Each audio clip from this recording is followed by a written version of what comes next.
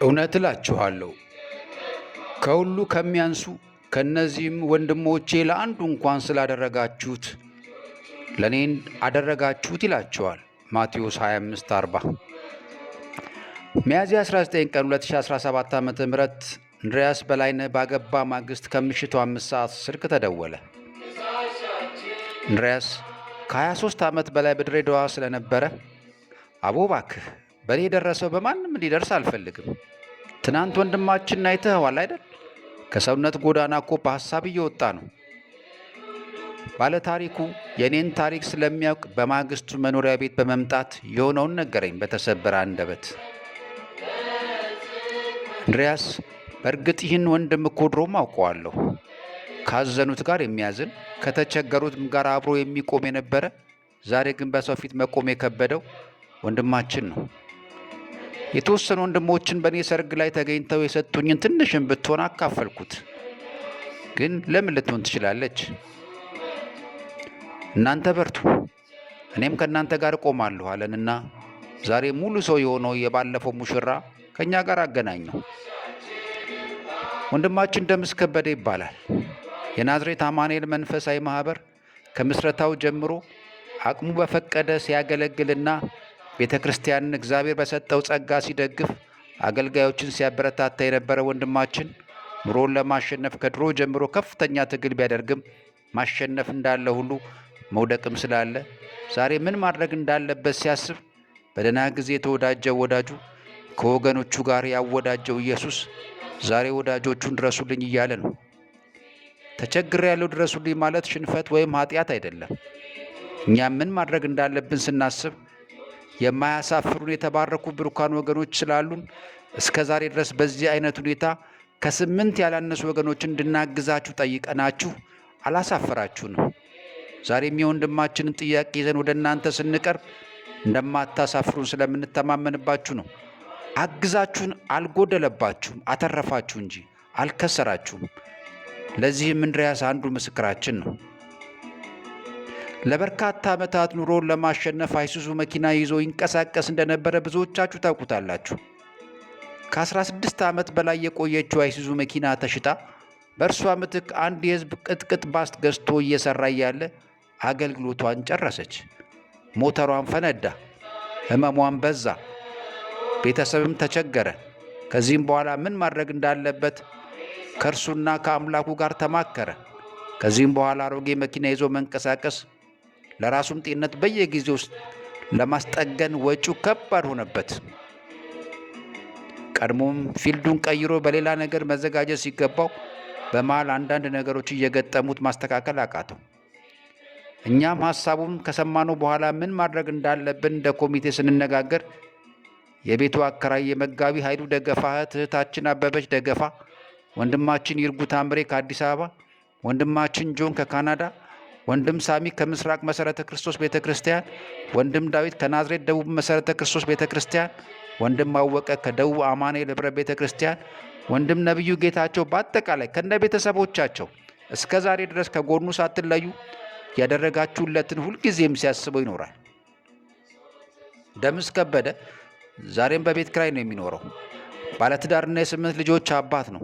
በአሁኑ ሰዓት በናዝሬት ደቡብ አማኑኤል ኅብረት ቤተ ክርስቲያን ለመንፈሳዊ ሕይወቱ የሚጠቅመውን የእግዚአብሔርን ቃል እየተመገበ ዛሬም አለ። ከዚህ አገልግሎት ጋር የሚተጉ ወገኖች አንዱ ትልቁ የተሰራው መንፈሳዊ ሕይወቱን በማስተካከል ትልቅ ስራ ሲሆን በቀጣይም ደግሞ ለኑሮው እጁን ወደ እናንተ ዘርግቷል። የወደፊቱን የመፍትሄ ሐሳብ ስናወራ የመኪናውን ስራ በመተው አሁን ያለችው መኪና በኪሎም ቢሆን ተሽጣ ሌላም ገንዘብ ተጨምሮበት ምን መስራት እንዳለበት ከቤተሰብ ጋር እንዲወያዩ ጊዜ ሰጠናቸው። ቢሆንም እናንተም ውድ ወገኖቻችን ምን መስራት እንዳለባቸው ልትመክሯቸው ብትፈልጉ በስልክ ቁጥር 0912048703 ደምስ ከበደ ብላችሁ ብትደውሉ ታገኙታላችሁ።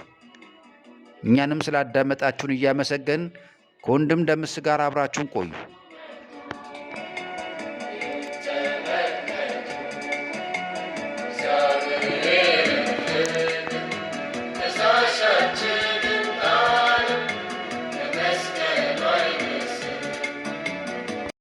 ከበደ እባላለሁ። ነዋሪነቴ በዚሁ በአዳማ ከተማ ከ80 ዓመተ ምህረት ጀምሮ ነው እየኖርኩ ያለሁት እና ስኖር በአማኑኤል ቤተክርስቲያን ባለው እንቅስቃሴ ከመጀመሪያ ጀምሮ አብሬ እሰራ የነበርኩ ሲሆን በዛን ሰዓት የምንቀሳቀሰው ደግሞ የማገለግለው ማለት በአንድ በጭነት መኪና አይሱዙ ነበረ።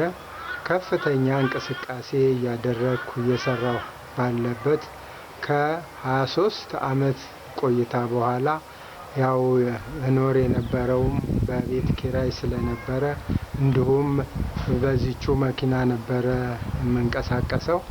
ከዛም በኋላ አንድ የህዝብ መኪና ተለዋጭ አድርጌ እሷን የተንቀሳቀስኩ እያለ የህዝቧ መኪና በደረሰባት የሞተር ፍንዳታ የተነሳ አሁን ማደስም መንቀሳቀስም አልቻልኩም። በዚህ ላይ ማስተዳድረው 8 ቤተሰብ ነው። ደግሞም ያለሁትም በቤት ኪራይ ነው።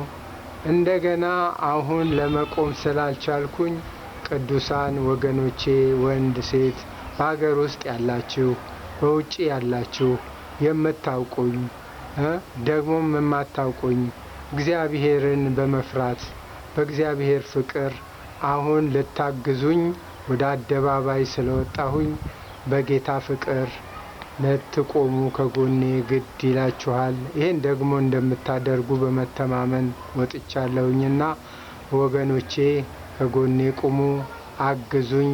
እንደገና መነሳት ስለሚሆንልኝ ይህን በመተማመን ወጥቻለሁና ጌታ ኢየሱስ ይባርካችሁ። ተባረኩልኝ።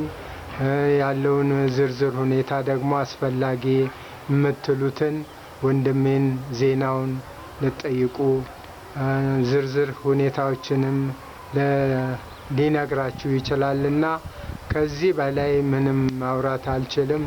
የሚያስፈልገኝን ነገር ልትረዱኝ ከጎኔ ልትቆሙ እላችኋለሁ። ተባረኩልኝ። ብሩክ ሁኑ። አመሰግናለሁ።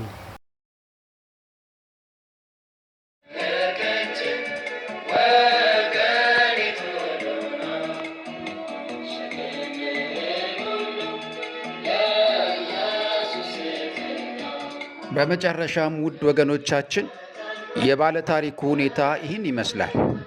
በእርግጥ ይህን ጥያቄ ይዘን ወደ እናንተ ስንቀርብ ማንም ሰው ጋር ጉድለት ሳይኖር ቀርቶ አይደለም።